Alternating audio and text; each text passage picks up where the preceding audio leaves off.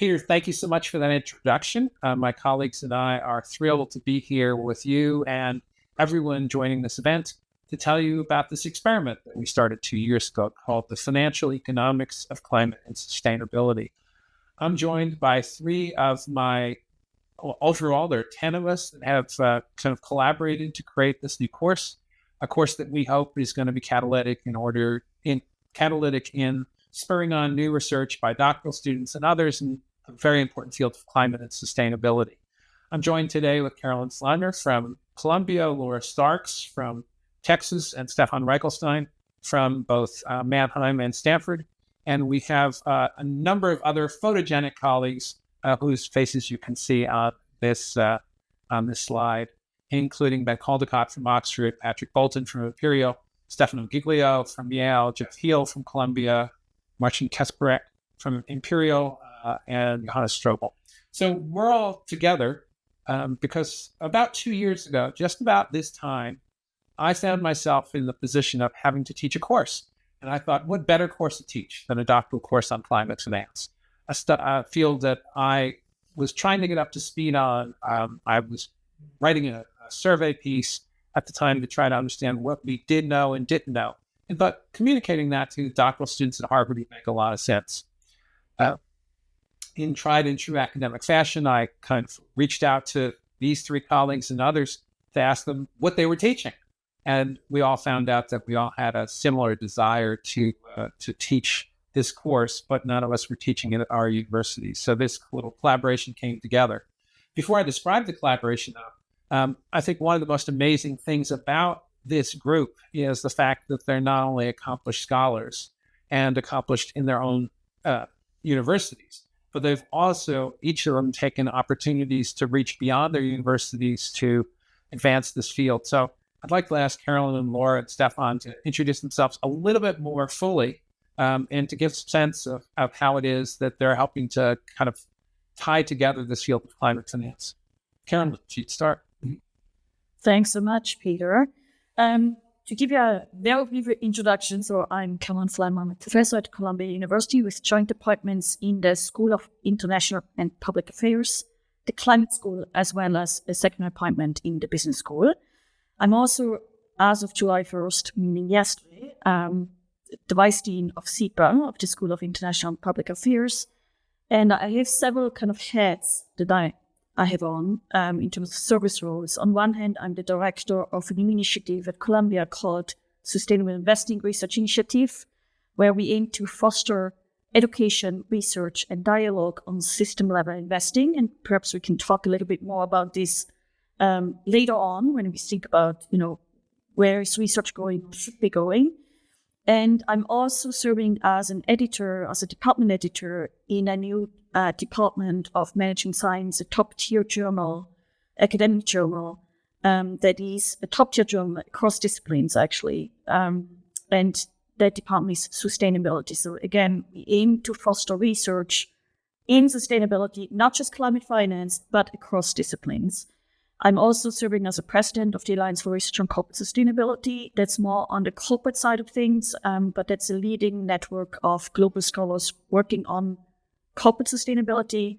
I'm a council member of the World Economic Forum, and last but not least, I'm the former chair of the Economic Advisory Board to the Principle for Responsible Investing Network.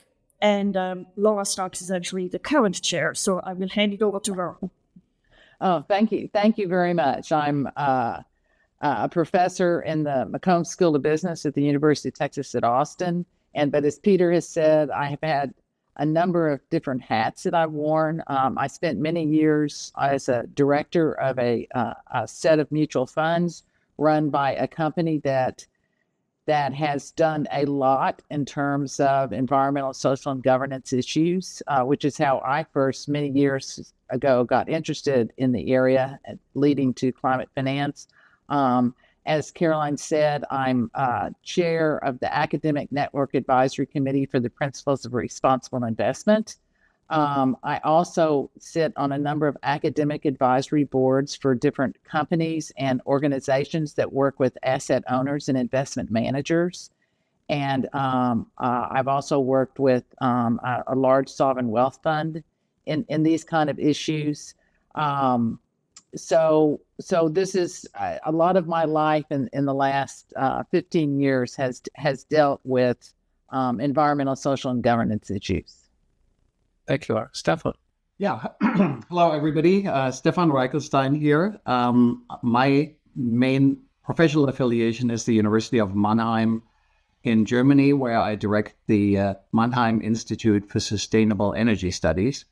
I also remain affiliated and remain on the faculty at Stanford University, both at the Graduate School of Business and the Dorr School for Climate and Sustainability. Broadly, my interests have been for probably more than a decade now, the economics of decarbonization, various aspects of the transition to a decarbonized energy economy. I'm also pursuing those topics in teaching, primarily until we started this endeavor at the MBA level, but now also increasingly at the doctoral level. Thank you, Stefan. Thank you all. And I'll just add mine. Again, in the spirit of this is a collaborative endeavor. So I was dean for 10 years and dean at Oxford Saïd Business School. And the whole strategy was around bringing the entire university together with the business school to address the big problems for it. A lot of our curriculum, a lot of the required curriculum actually dealt with that. And climate was a core part of what we did. Also, in terms of collaboration, I found something called Business Schools for Climate Leadership, which is originally a group of 8 European business schools, and now a set of business schools not only in Europe, but also in Africa, as well as in the Middle East, working together on climate. My appointment at Harvard is not only at the business school, but also at the university, where I'm senior advisor at the Tufano Institute for Climate and Sustainability. And I try to make mischief around the world in this climate space. So this extended introduction is not just kind of ticking off a box. There's a theme here. All of us, and not only the 4 of us, but the other 6, have all decided that part of what we want to do is not only develop this field at our schools, but try to develop it more broadly in the world. And so it's not surprising that this group is a remarkable group. Across this set of professors, we have 2 former heads of the American Finance Association, a former head of the European Finance Association. Carolyn and Laura and Stefan have given all of their affiliations. This is a group that really is invested in trying to develop this field.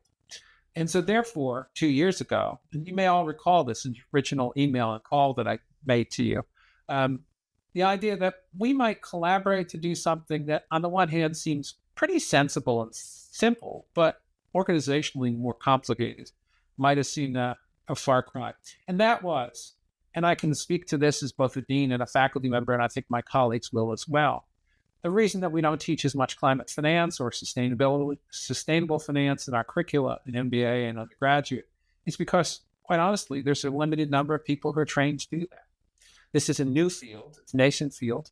As part of the research that I had done, at least as of 2022, probably the entire literature was about 500 papers, 500 to 600 papers. There's a chart here you can take a look at that shows the evolution of that.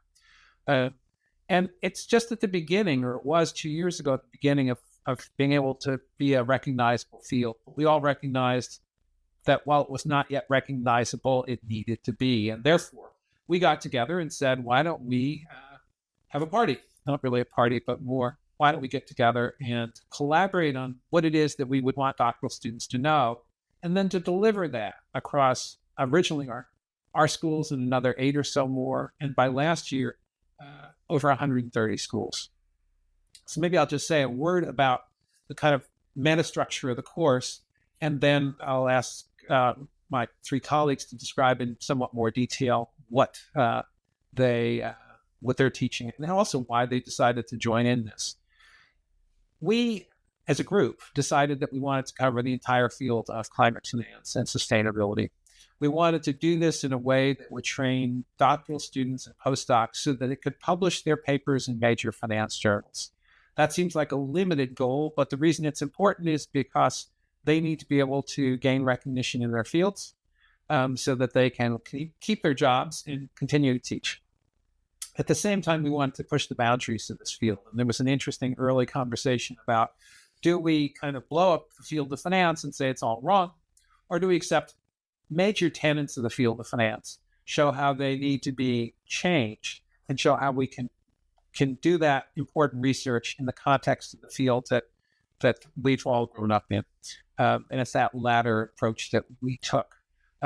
We quickly decided that we would cover some core elements up front, a little bit on climate science, a little bit on the fundamental economics, finance of climate change, but then we would dive into a number of verticals, as the slide shows. Verticals on asset pricing, verticals on financial, on asset management, verticals on corporate, on household finance, on accounting, on financial institutions. And each of those verticals we would be taken on by one or two of us. And as the graphic shows, that pretty much this allows us to cover most of the major topics, not only in climate finance, but maps pretty well to the field of finance overall, finance and accounting, I should say, because we also cover accounting. So maybe with that, I'll turn it back to the panel and go in reverse order. Start with Stefan. Stefan, when you were approached to do this, why did you do it? And then maybe talk about a little bit about the part of the course that you put your arms around and deliver to students. Sure. First of all, I thought you approached us with a very compelling proposition. All of us had done work in this field of climate and sustainability, coming from different angles and approaching with different methodologies. I had also designed courses at the master level for a number of years, but the research wasn't really carried into our doctoral program, either at Stanford or at the University of Mannheim in Germany, in a systematic fashion. Ultimately, this became an issue. Do we have enough material to really put together a comprehensive course for doctoral students around this topic? And I think, Peter, when you approached, the immediate idea was, let's pool resources. Let's bring together a group of people who come from different functional areas, mostly in business schools, but also schools of public policy, and try to design an integrated course that then really does justice to the whole broad emerging field of climate and sustainability. And I thought this was really, a compelling proposition in that it relied primarily on pooling our resources. With it came, as you just said a moment ago, of course, also the task of coordinating this. And I think, we are still in the process of solving this better with each iteration of the course. But I think on balance, the asset side that I just mentioned clearly outweighed the challenge that we had to face. Perhaps I'll say a few words sort of about the specific angle that I represent in this course, in the lectures that I've given.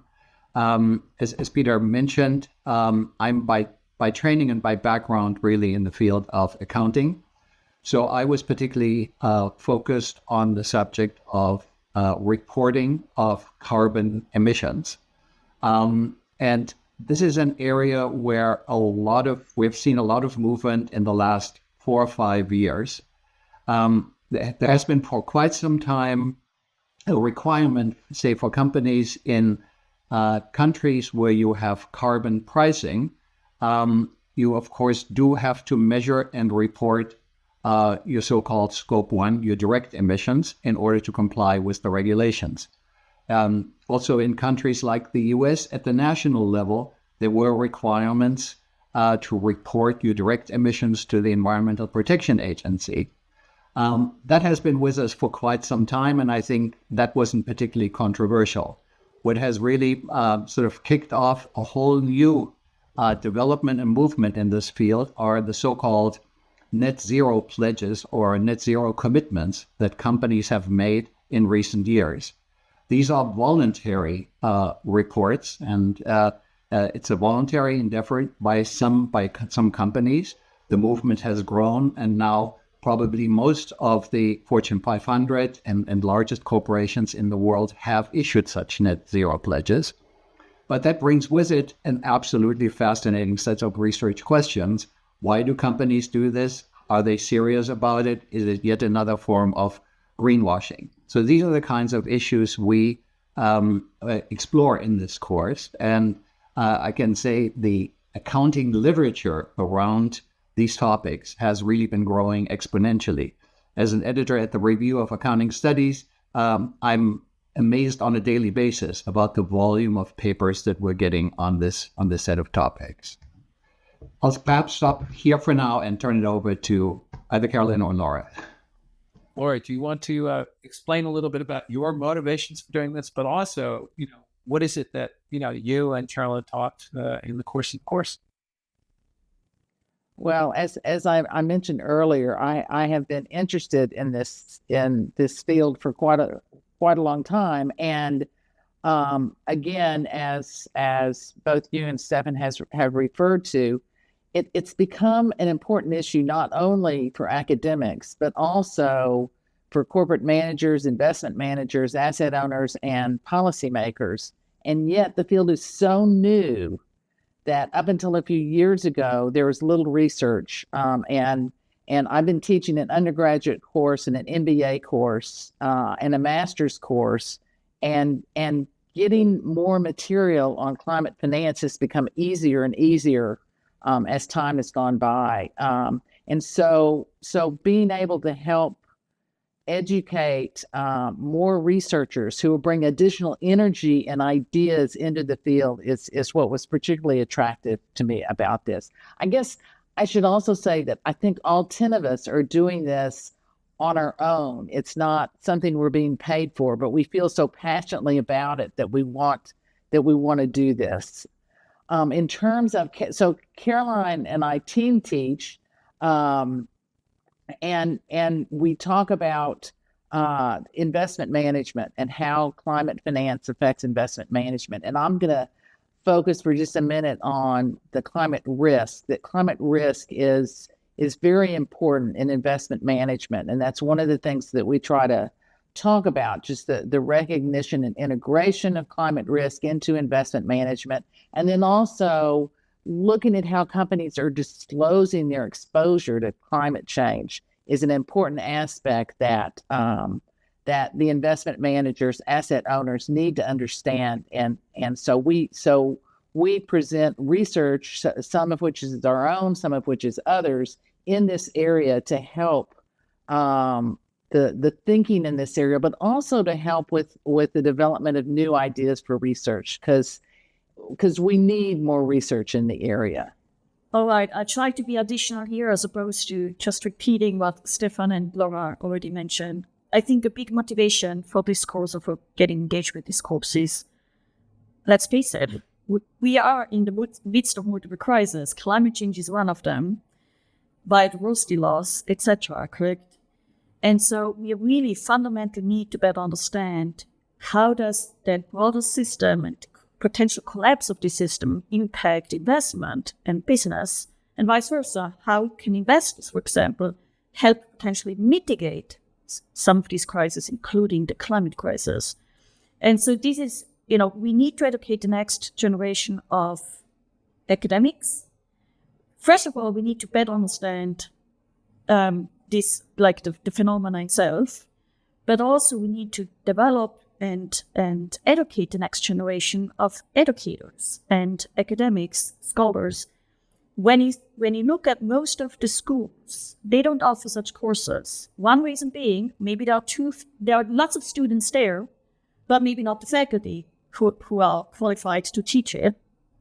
But it's also, even if the students are there and faculty qualified, it's tricky to actually really cover the whole breadth of it. And I think what is especially appealing of our composition of faculty involved is we are very multidisciplinary. And so we aim to foster this multidisciplinary education as well for students to better understand, on one hand, what has been done in accounting, in finance, and also corporate strategy, for example, and what we know from climate science. But it's also, we need to do a much better job in pushing, gently nudging our PhD students and junior scholars as well as senior scholars to think more deeply about how everything is connected. Most of the academic education is very siloed, within the disciplines. And this is to some extent one of the reasons why we haven't made much progress, correct? We need to really better understand these intersections, the multidisciplinary aspect. And I think this is what one of the many appealing things about this course and being engaged with teaching this course. Now, speaking of the multidisciplinary, so it's been a pleasure to co-teach these sessions with Laura, is to also make the students think about what is actually, how can investors, from a big picture question, correct? How can investors potentially influence not only their portfolio companies, but also potentially policy? How can they engage in policy? So in a sense of very often, when we just look at finance as a silo, we think about capital allocation and how to make the best financial return given a certain risk. So very portfolio level thinking. But then if you think about it, so what are the fundamental challenges in this world and why, as Stefan mentioned, there's a lack of mandatory disclosure, for example, lack of regulation. We also have agency issues with managers, for example, who may or may not act in the best interest of the companies, right? And so then put the students, make them think about, as an investor, what can you potentially do to help mitigate climate change and to adapt? And so what are the different techniques? So on one hand, you can invest in equity, obviously. So you could engage in passive investing strategies such as exit divestment and ESG integration, where you just consider ESG factors in your portfolio construction, or you might actually actively engage with your portfolio companies to shape the way they do business. Okay, so we aim to foster, really help students understand what does a capital influence, how, whether, and what are the limitations. And then the other one is, besides investing in equity, obviously there is debt, such as green bonds, climate bonds, etc. And what are the limitations of those? So what are the developments, but also what are the potential limitations, especially in light of the absence of government regulation in many countries. I'm going to stop there. Great, thank you. Maybe I just add a few points to what we've seen. Why now? Why this course? If you look at the data, like for example, CPI, which you might look at the graph that's on the screen right now, the amount of climate finance has increased dramatically over the last 5 or 6 years, but it pales in comparison to the amount that's ultimately going to be needed to decarbonize our economies. So the finance field probably is going to be called on to do much more. Numbers like $7 or $8 trillion a year gross, or 3 to 4 net, are what the incremental financing needs will be in order to do what needs to be done. But if the finance field is going to do that, the practitioners of finance, then academics need to turn out students who know how to do that. And now I'll put on my former hat as a dean, and not only at my school but at other schools, many of us lament the same thing, which is that of the different academic departments in business schools, the one that is perhaps slowest to adopt thinking about climate has indeed been our finance groups. Accounting groups have been far quicker. Operations groups, supply chain folks have been far quicker. Finance has been a bit slow, shall we say. And part of the reason this is that we need to actually stimulate what's going on in our schools so that we can train the people who are going to go out and kind of raise all this massive amounts of finance. And then on a more theoretical level, what's quite interesting, and this came out in the course, is that we don't need to, in some sense, reteach our students. What we need to do is to go back and teach them again the things that they should have learned the first time. So, for example, in our early classes, Jeff Heel and Patrick Bolton remind us that the first and second welfare theorem sit on a set of assumptions that are massively violated, in particular the existence of externalities. And they go through quite clearly why it is that we could have perhaps ignored these externalities in a different environment, but in the current environment, where parts per million for CO2 are in excess of 420 million, a number that hasn't been observed in any time in the last 800,000 years. This is a different point in the kind of planetary cycle, and therefore requires us to go back to that first and second welfare theorems. Or we have fallen in love with Pigou and Pigouvian taxes, but Coase, who wrote in the 1960s, reminded us that some of these solutions can be effected not only through taxes, but through incentive systems, or put more crudely, through bribes. Or Jeff Heal reminded us, and this has been known for a long time, that in any very long horizon discounting situation, especially a discounting situation which requires us to trade off the benefits and costs of different generations, virtually any high discount rate will make us act as if future generations simply don't matter.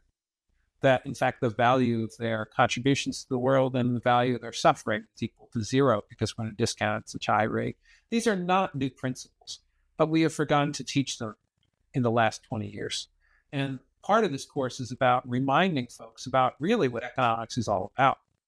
And the other part is to show the very new research. So to me, it's a lot of fun. We can both talk about Coase, which is a paper from, I think, 1963, and then look at papers and actually discuss in class papers that have recently been, kind of working papers that have dates on them that are 2 months before the date that we teach the class. And to do that full range, I think, is really special. And I think all of us are saying the same thing there. So in some sense, though, the proof's in the pudding. So how has this been received? I can give some numbers, but then I'll ask the three of you for any anecdotes that you might have about how this course has been received. When we offered it the first time, we got about a couple of hundred students from 15 universities to say they wanted to sign up. We ended it with a smaller number, as you usually get some melt. This past year, and again, you'll see a slide on the screen, we started with a community of 124 schools that ended up with about 130 schools in 30 countries. We had 130 conveners. I want to say a word about that. And just shy of 1,000 students who signed up at the outset. Most of those students were doctoral students. Then not all of them crossed the finish line, but what did cross the finish line is the conveners. So let me just say a word about how we structured the course, and then I will ask Stefan, Carolyn, and Laura to talk about the reactions that they've gotten. We insisted that every school, there was a faculty member who was responsible for financial economics of climate and sustainability. Their responsibility might be quite narrow in that all they did was to approve the students who were to take the course, or it could be quite broad in that they would offer a graded version of the course at their school. And I should have said this at the outset, we as a teaching group, we don't provide any certification, no grading. We provide, in essence, the content and the lectures. But to the extent that schools want to turn that into a graded course, they have to do that locally. And I've been really blown away by some of the imagination and creativity and determination shown in local schools. During the class, we'll have, a camera in each, typically one student would have their cameras on, but in many schools, what you see is that there's camera, and in that room, that camera is capturing a room where there are 2 or 3 students with a faculty member. So whether that's, for example, in Sweden, where we regularly had a number of students sitting around together with their faculty member, or in Milan, it was great to see. And in fact, after the course this year, which something that was, I thought, just really lovely and wonderful, is that the 6 schools that had been joining FECS and the Netherlands got together, and they held a little FECS doctoral consortium where their students got together and presented their work. So that's a little bit of numbers and maybe a story about how this is starting to work. But maybe Stefan, Carolyn, Laura, talk about, the reactions that you've got. And we should also be, as Stefan pointed out, this is not a perfect course. Where are the things that we can maybe do a little bit better? So let me perhaps follow up on one point, Peter, when you, before we get to the question of how this course was received, you pointed out that in the early parts of this course in particular, we are reiterating things from economic and finance theory that have long been understood. And interestingly enough, it seems to bear to be repeated for a course like this. And in my mind, the explanation for this is really what Nicholas Stern from the London School of Economics, in my mind, summarized very precisely when he said climate change is the greatest market failure in the history of mankind. That provides the imperative to go back and ask ourselves, what do we know how to address market failures? And I think that accounts for a lot what we're doing in the early parts of this course. In terms of how this course was received, I can, of course, speak primarily to the two institutions where I have offered it. I have cross-listed it at Stanford and at the University of Mannheim. And at Stanford, I've also cross-listed it between the business school and the new Door School for Climate and Sustainability. Generally, enrollments have been from the get-go. We have now had 2 iterations in the first and in the second year have been surprisingly high. Usually in doctoral courses at the Stanford Business School, at least, our enrollments are in the single digits. Here they were everywhere in the double digits. In Mannheim, I was actually overwhelmed. In the first iteration, we had something like 25 to 30 students taking the course for credit. What we are sort of working on and what we're trying to sort of perhaps make a little smoother is which parts of the course are really, do the students simply listen to the online lectures, and how much local interaction is there between those taking the course and the instructor. There are, of course, limitations on this, but I think we've sort of now, in particular in the second iteration, gotten this a little smoother, made it thereby, in my mind, also more palatable for the students in terms of them feeling a community of classmates, even though many of them are watching the lectures, the sessions themselves at home. We do not always come to a classroom, but we do so on a few occasions. I'm also encouraged by the fact that there is quite a bit of follow-up in the sense that people who have taken the course for credit then want to stay in touch and want to sort of talk with me about their ongoing research projects, depending, of course, on what stage in their career the student is in. But this is more than just one-off, I'm taking a class in this new exotic field. There seems to be quite a few students, at least, sort of going down the pathway that exactly we were hoping they would take. Just very briefly, I think the feedback was very positive. In a sense, what I heard as a feedback is also it's a very inclusive, correct? In a sense of it allows students who may not have faculty in their schools who would do research on climate finance to actually study this, pursue their passion, and get educated in it. And I think it opens up new possibilities for them that they wouldn't have otherwise. But I hand it over to Laura because I think she had a full classroom full of PhD students taking the course. So before I talk about the students at UT, one thing that has struck me is I've been going to conferences recently and having people come up to me and say, "I took your class and it was so good." Talking about the whole course and how meaningful they found it. So this has been in Europe, this has been in Asia, this has been places all around that people have come up and talked about this. But the other thing in terms of talking about this, getting a group, the students that took my class last year came back this year, and when we met on a weekly basis with the current students to talk about the research that they've been pursuing and for them to present their research. So it has formed a community from this, as Stefan was talking about. And so that's been a very exciting development as well. My micro data point is that one of the students who took it last year became the TA for the course this year and is my co-author this summer. So those things happen too. It's an interesting experiment. We are reaching as many students as want to be reached. And interestingly, a number of the faculty, when they signed up as conveners, said they really wanted to not only be a convener, but also take the course because they had never been trained in this topic. So we're helping, I hope, bring along not only students, but faculty. But this is just one piece of a broader ecosystem in terms of how we're going to develop the field of climate finance and develop young scholars, but also senior scholars, and have those people have an impact not only in classrooms and research, but also in the world. So maybe, again, with your perspectives from PRI and management science and other things, and mine from Oxford and BS4CL and others. How are we going to knit all this stuff together so that sometime in the not too distant future, there is a vibrant space that researchers and academics and educators can feel comfortable in and really push forward much faster? So how is this part of a broader ecosystem that we can help develop? And maybe Carolyn and Laura, I'm going to start with you because you've both been involved in a number of these other initiatives. Yeah, so I would say actually, it is already vibrant. It's very vibrant. And I think there are two things. We need to make sure the quality is high. There's very high quality of research produced, but I think we need to keep pushing.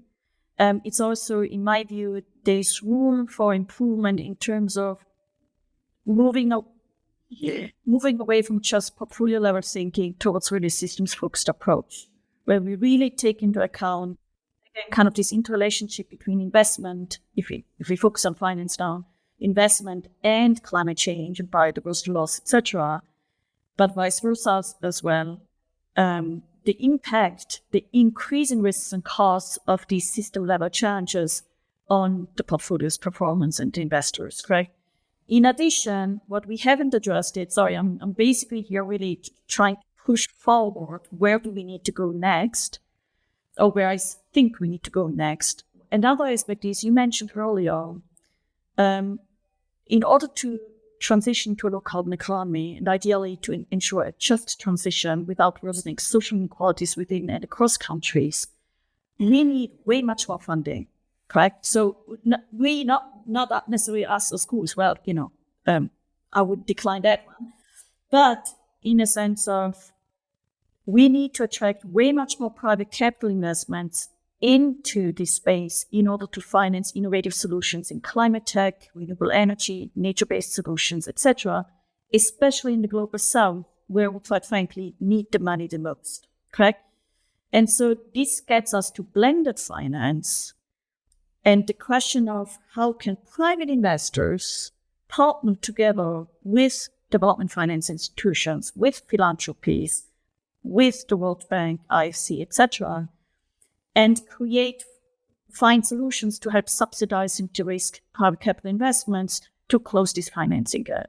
There's no research of, well, there's one study, the one of my blended finance, but there's literally very little work of academics trying to understand these public-private philanthropic partnerships and how can we make this happen or make this work. And so, in a sense of going beyond the comfort zone that finance scholars have been in the past, and really think about this, ask questions that are actually going on also in the real world. Now, with that is, let me speak about, so I let Laura talk about the PRI, given that she's the current chair of the academic network there, which I think is a really exciting network of multidisciplinary scholars. But rather, let me talk about management science. So one exciting development is that the new chief editor of management science, Christoph Loch from the University of Cambridge, who is an operations guy, he wanted to start a new department within that journal. So we are not talking about a special issue here. We are talking about a permanent issue, so to speak. And this is exactly where and I'm serving as department editor of this sustainability department, and it is precisely to foster multidisciplinary work. It's precisely to move beyond just portfolio level thinking towards a systems focused approach. It's about kind of this relationship between investors and companies, but also the intersection of investors and policy.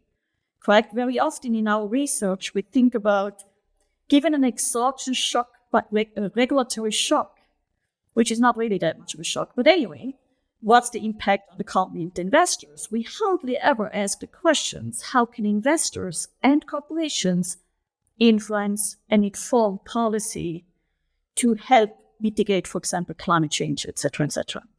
And then, again, public-private partnerships. So by establishing what is exciting about the management science, launching the sustainability department, is because management science is in finance, a top-tier journal in most of the schools around the globe. It allows scholars to publish in a top-tier journal and then also get promoted based on this, correct? So academia still works in terms of you need to publish in the top-tier journals to move up the ladder. And so this is kind of, I think it's a whole ecosystem, as you're saying, that we need to build up that allows us to make progress and hopefully progress in this world. Sorry, I talked too much. Can I quickly that was great. jump in here? Just to add to what Carolyn just said, I think this development at Management Science recently of having a separate department for sustainability was incredibly important. It was, of course, very much in line with what Management Science has done for decades when it had a finance, an accounting, and operations department basically representing different disciplines in business schools before. When I sort of, was educating and mentoring doctoral students for many years now, always the question came up, where can I get this type of work published in a leading journal? I obviously need to publish if I want to have a successful academic career. And for some of the work that we have done, it would actually go over into the science-based journals, say the Nature portfolio. But there, I think many of us encountered that you have to step relatively carefully and gingerly when you come with massive concepts from management economics. There's not that much taste for it. So yes, if this is sort of applicable and practical from a climate science and climate change and decarbonization perspective, you can get work in. But you would have to rewrite basically your paper somewhat strategically in order to get published there. Here, I think we have an opportunity to approach things far more straightforwardly in terms of how we present our research and how we write our papers. We don't have to go into awkward explanations in terms of fundamentals of economics and management because we can assume the audience knows that. In other words, it's going to simplify, in my mind, the whole publication process in this area.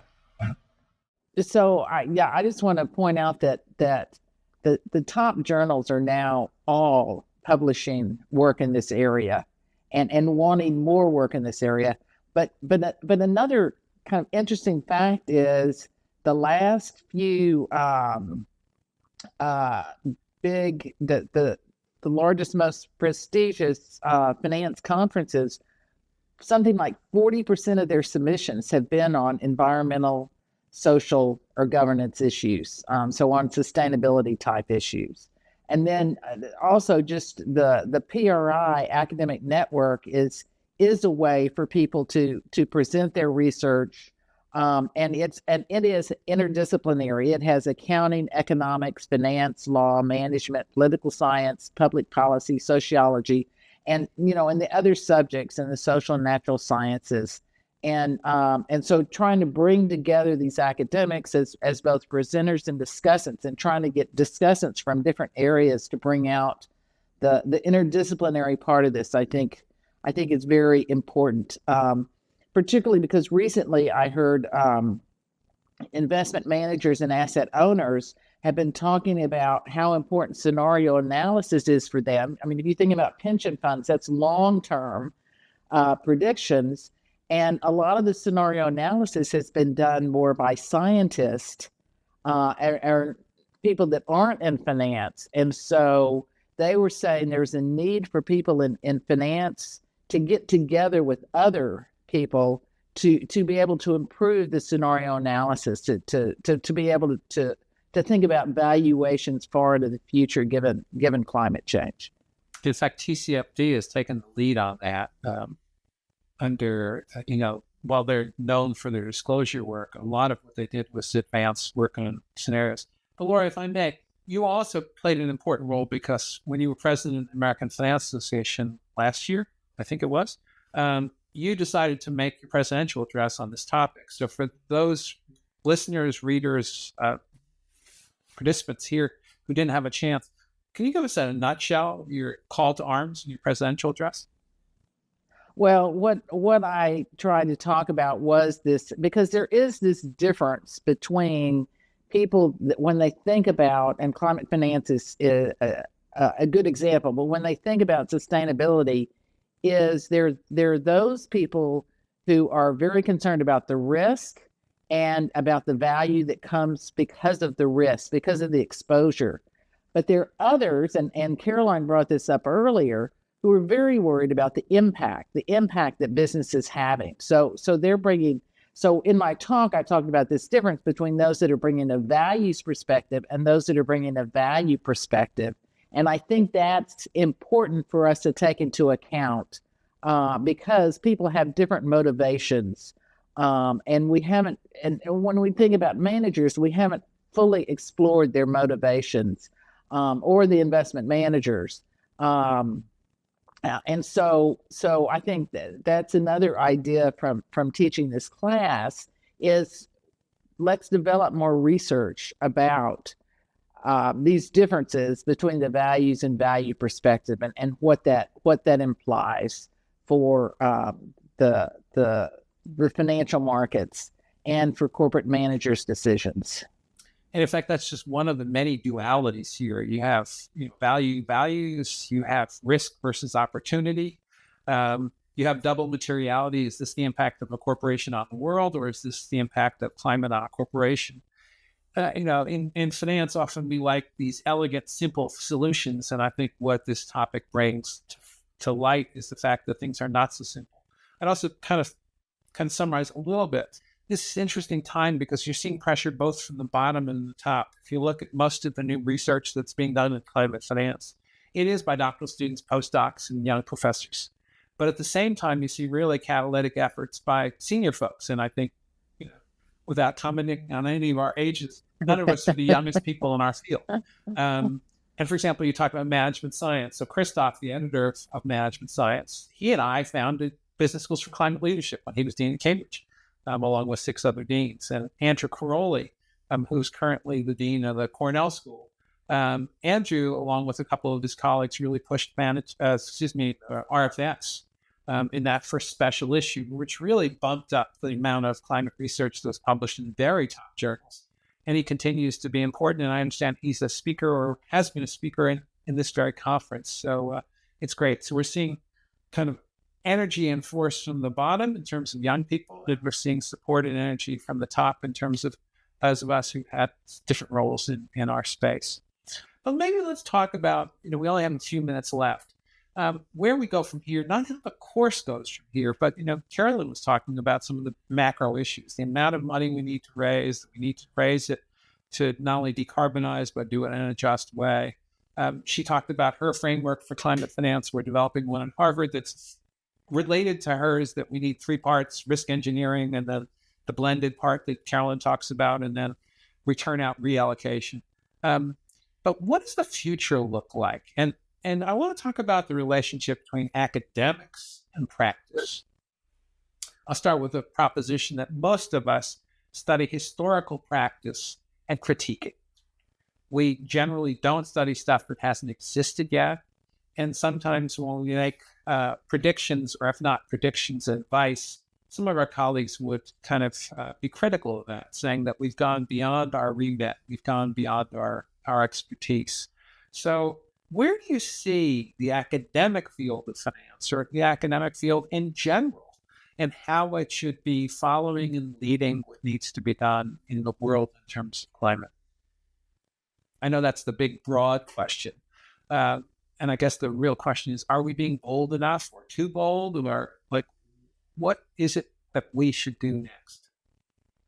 Okay, I'll give this a first stab. In terms of going next, impact on practice in this area, I'd like to point out, first of all, that I think as academics who are studying this systematically, quantitatively, with data and models, we should do more to point out to policy makers in particular that this whole energy transition is very much doable. It was not until a long time ago that people kept repeating the phrase, moving away from fossil fuels and decarbonizing the world economy is going to inflict crippling damage.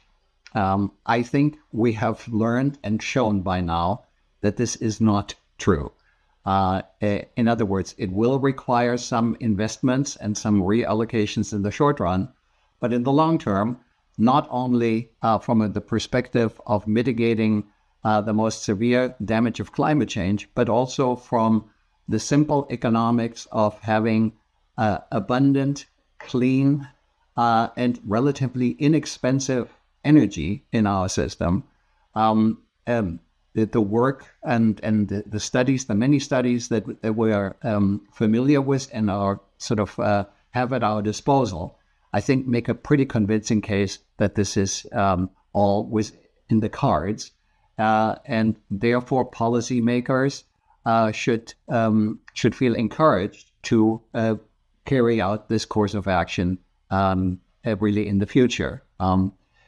Another part, when it comes to our presence and our impact with managers, there is, to some of the work that we're doing, also in my mind, a strong sort of mechanism design perspective. So I'll give one example here, which is something that I've spent a lot of time on in recent years, the whole topic of how should companies account for their carbon footprint.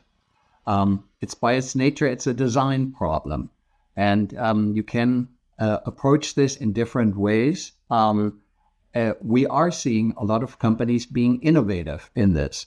And I think here we as academics have a chance to engage in a dialogue with these companies and these managers in trying to help them and support them in really developing these innovative accounting systems.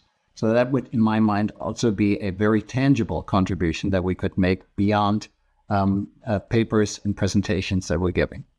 I also think that an important aspect of this that we haven't really talked about is this whole ecosystem of natural capital, and climate change is having such an effect on that.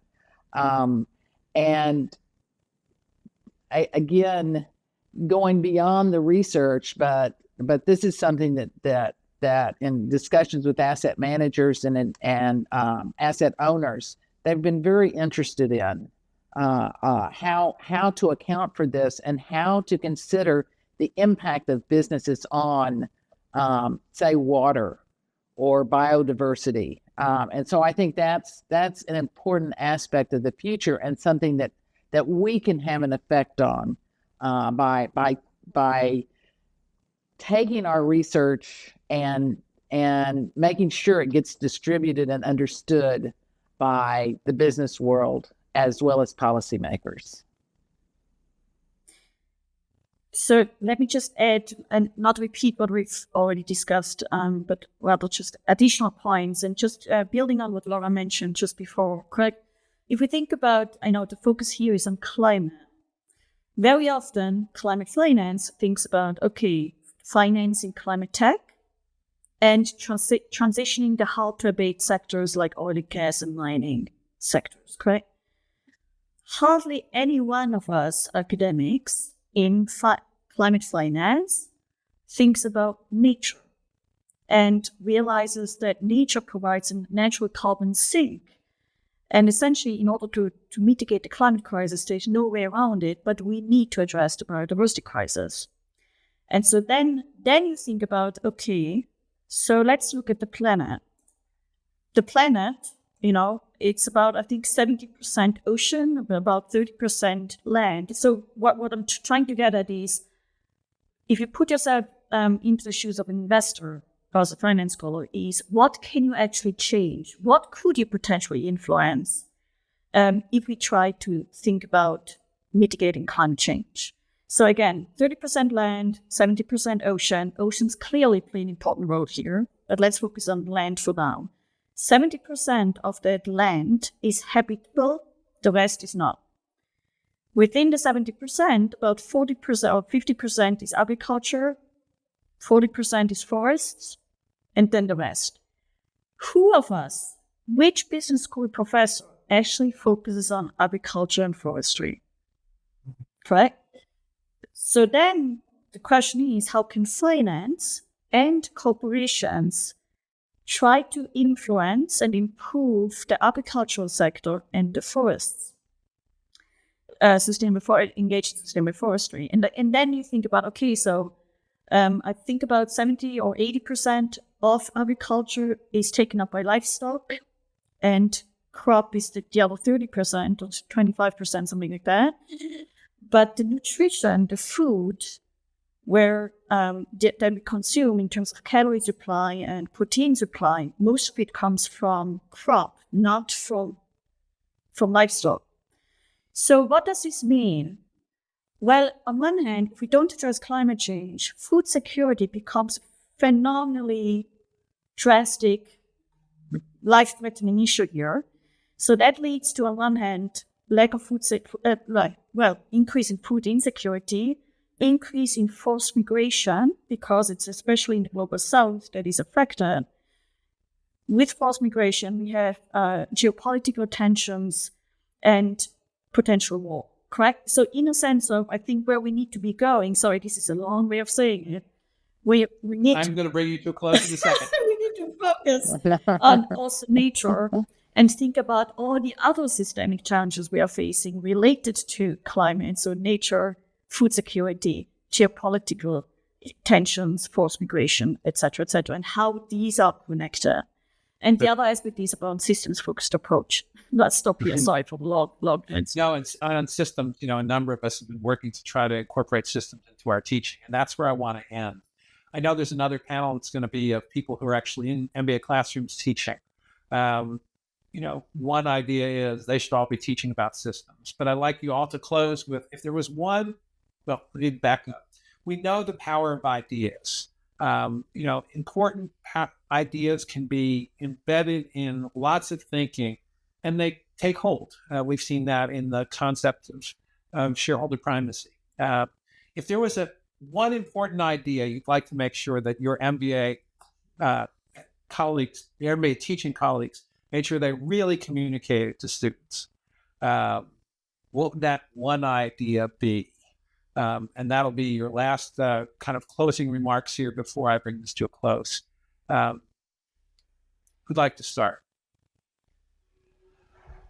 Well, that's a tall order, Peter. One idea, but I'll go for it anyhow. Back to the fundamentals of the tragedy of the commons, not only with regard to climate, but also nature more broadly. I fully agree with everything that was said before. Market failure, these things can be solved, but in order to be solved, in particular in a timely basis that still allows us to avoid the worst consequences, effective policy is indispensable. Great. So telling our market-based colleagues that they're going to have to embrace policy, it's essential. Laura. Well, I think going along with that, I think this idea that we do have some market failure here, and to take into account not only the market failure, but the heterogeneity across the world in the way policymakers, investment managers, asset owners relate to climate finance and what they're doing with it. And again, that goes back to this values versus value perspective. Correct. Carol. Given that we are talking about policy here, and I am in a policy school, let me build on this one. Correct? So yes, we have market failure and we need effective policy. But I think a key question is, how do we get there? Because let's face it, most of the governments around the world, they are unable, for whatever reasons, for different reasons, they are unable to actually implement the policies that we know we need. So how do we get there? How do we take into account political capture, other stumbling blocks, and what can potentially investors and business do to help mitigate those stumbling blocks in order to actually implement the effective policies that we desperately need? Great. and I'll end with mine. We're all social scientists, and I think all of us have devoted our life to being social scientists or management scholars.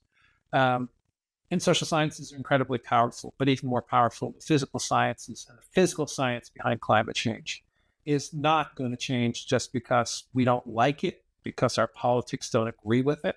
The science of what we're studying and, the power of Mother Nature cannot ever be forgotten. With all the sophistry that we might want to bring to the topic and all the elegance of our models, at the end of the day, the more that we add greenhouse gases to our atmosphere, the outcome is going to be disastrous.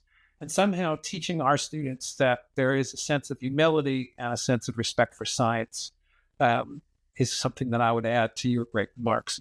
With that, I'd like to bring this to a close. You can see from my perspective why 2 years ago, when I thought, wow, this could be an interesting little experiment, that, I've assembled what is truly a set of remarkable and fun colleagues, of all the teaching that I do, and I do a lot of teaching in Harvard these days. And this is the labor of love. This is the course. I can't remember who said it. None of us get credit for this. None of us get paid for this. But this is the thing that I get up in the morning and want to make sure that we can push forward. And we hope that many of you will join us again. FECF's Financial Economics of Climate and Sustainability will be back again in 2025, starting in January. We will somehow get out the word to you about when and how, and if your school wants to participate, please have one of the faculty members join us as a convener, and then we'd be happy to welcome your students. With that, thank you all, and I hope you have a wonderful rest of this conference and get to work, because there's a lot of important work to be done in the space of climate and sustainability. Thank you.